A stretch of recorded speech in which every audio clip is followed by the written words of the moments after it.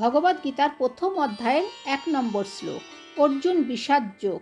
ধৃতরাষ্ট্র উবাচ ধর্মক্ষেত্রে কুরুক্ষেত্রে সমবেতা যুদুৎসব মামকা পাণ্ডবাশ্চব Kim কুর্বত Sanjay. এই শ্লোকটির অর্থ হল, ধৃতরাষ্ট্র বলিলেন, হে সঞ্জয়, ধর্মভূমি কুরুক্ষেত্রে যুদ্ধের ইচ্ছে সমবেত আমার এবং পাণ্ডুর পুত্রগণ কি করল। এই শ্লোকটি গুরুত্বপূর্ণ কারণ এই ধর্মক্ষেত্র কুরুক্ষেত্রে দেবতাগণ যজ্ঞ করেছিলেন। রাজা কুরুও এই স্থানে তপস্যা করেছিলেন। যজ্ঞাদি ধর্মমূলক কার্যাদি সম্পূর্ণ হওয়ার এবং রাজা কুরুর তপস্যাক্ষেত্র হওয়ার জন্য এই স্থানকে ধর্মক্ষেত্র কুরুক্ষেত্র নামে অভিহিত করা হয়। এটি শুধু যুদ্ধভূমি নয়, এটি একটি তীর্থভূমিও।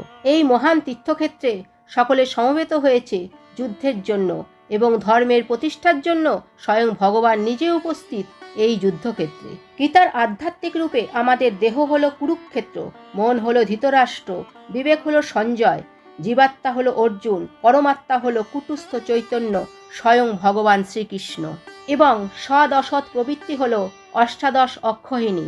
জীবের অন্তরে এই কুরুক্ষেত্রের যুদ্ধ প্রতিনিয়ত চলছে, অর্থাৎ ভালো খারাপের যুদ্ধ। জীবাত্মা যখন এই ভালো মন্দের যুদ্ধে হতাশ হয়ে পড়ে, নিরুদ্যম কিংকর্তব্য বিমূঢ় হয়ে পড়ে, তখন পরম চৈতন্য বা পরমাত্মা স্বয়ং ভগবান শ্রীকৃষ্ণ তত্ত্বজ্ঞানামৃত দান করে জীবকে পুনর্জীবিত এবং সাধনায় সুদৃঢ় করে দেয়।